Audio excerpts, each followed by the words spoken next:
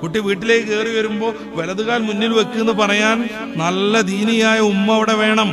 കുട്ടി മദ്രസ പഠിച്ചിട്ടുണ്ട്, അപ്പൊ കുട്ടിക്ക് ഓർമ്മ വരും, ഇതായിരുന്നു അന്ന് മദ്രസ പഠിച്ചത്.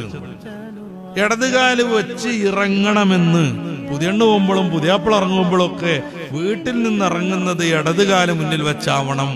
വീട്ടിലേക്ക് കയറിയാൽ എന്ത് വേണം? സലാം പറയാതിരിക്കുമ്പോ എന്തേ നീ സലാം പറയാത്തു എന്ന് ചോദിക്കണം. കുട്ടിയെ വിളിച്ചുണർത്തുന്ന സമയത്ത് അൽഹംദുലില്ലാഹില്ലദീ അഹ്യാനി എന്നുള്ള ദിക്ർ ഉമ്മ പറഞ്ഞു കൊടുക്കണം. കുട്ടി മദ്രസ പഠിച്ചിട്ടുണ്ട്, 100% ആ വിഷയത്തിൽ അവൻ മാർക്ക് നേടിയിട്ടുണ്ട്.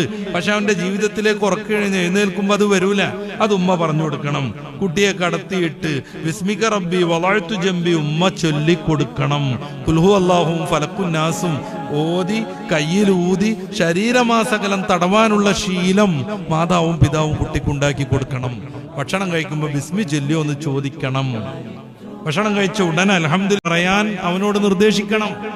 ഡ്രസ് ഇടുന്ന സമയത്ത് വലത് കൈ കുപ്പായത്തിന്റെ ആദ്യം വിടാൻ അവനെ പരിശീലിപ്പിക്കണം. നോക്കുങ്ങള്, അതിലൂടെ ജീവിച്ചു വന്ന കുട്ടി ഏത് ഹോസ്റ്റലിൽ പോയാലും അവൻ കിടക്കുമ്പോ ബിസ്മിക റബ്ബി പറയും, എഴുന്നേൽക്കുമ്പോൾ അൽഹംദുലില്ലാഹില്ലദീ അഹ്യാന പറയും. ആ കുട്ടിയുടെ ജീവിതത്തിൽ എപ്പോഴും സന്തോഷവും പ്രസാദവും നിലനിൽക്കും.